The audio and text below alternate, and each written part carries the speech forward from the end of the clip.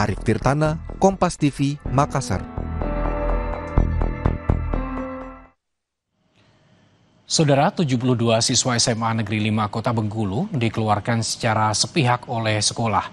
Nasib mereka pun kini kontang-lantung. Sebanyak 72 siswa SMA Negeri 5 Kota Bengkulu tiba-tiba dikeluarkan secara sepihak oleh sekolah. Karena tidak terima dengan keputusan sepihak itu, sebanyak 11 siswa yang dikeluarkan kembali mendatangi SMA Negeri 5 untuk meminta kejelasan perihal nasib mereka. Suasana sempat memanas saat kuasa hukum dari pihak sekolah dan pihak siswa beradu argumen mengenai kebijakan kepala sekolah yang mengeluarkan ke-72 siswa. SMA Negeri 5 Kota Bengkulu memastikan seluruh siswa yang dikeluarkan karena tak masuk dalam data pokok pendidikan sehingga tak pernah terdaftar sebagai siswa di sekolah tersebut. Saya kan bukan mengatakan tidak masuk dalam jalur itu, tetapi sampai hari ini, ke-11 ini masuknya jalur apa? Saya minta kejelasan dengan mereka. Karena berdasarkan data yang kami punya, ke-11 ini tidak masuk ke 4 jalur itu. Sementara itu, pihak siswa membantah keras pernyataan sekolah yang menganggap mereka tak pernah menjadi murid di sekolah tersebut. Mereka mengaku masuk melalui jalur resmi hingga dinyatakan lulus dan mengikuti prosedur pendaftaran ulang. Diterimalah. Ada nggak secara kertas? Ada, daftar ulang ada, beli baju ada. Kami nggak, Bang? Kalau sekarang nggak, ada absen ada.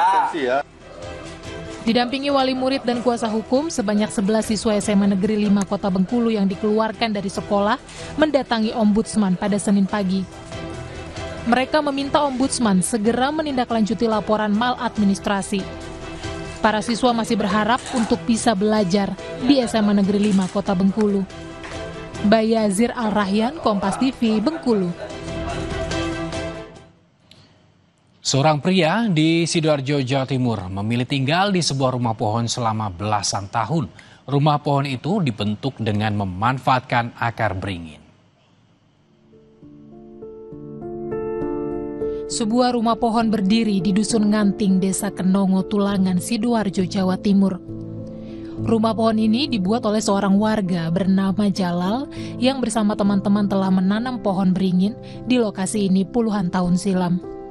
Seiring waktu, akar beringin yang semakin kokoh dibentuk menjadi hunian sederhana. Alasannya, di sekitar rumah pohon terdapat makam leluhur desa.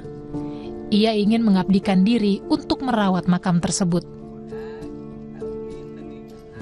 Kalau membuat ini ya sekitar 2008 lah, 15 tahunan dari sekarang.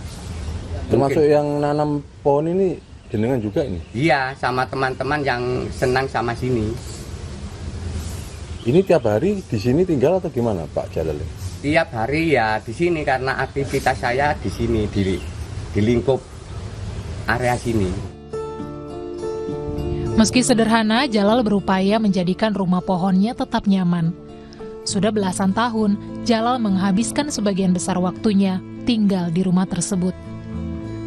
Jack Robi, Kompas TV, Sidoarjo, Jawa Timur.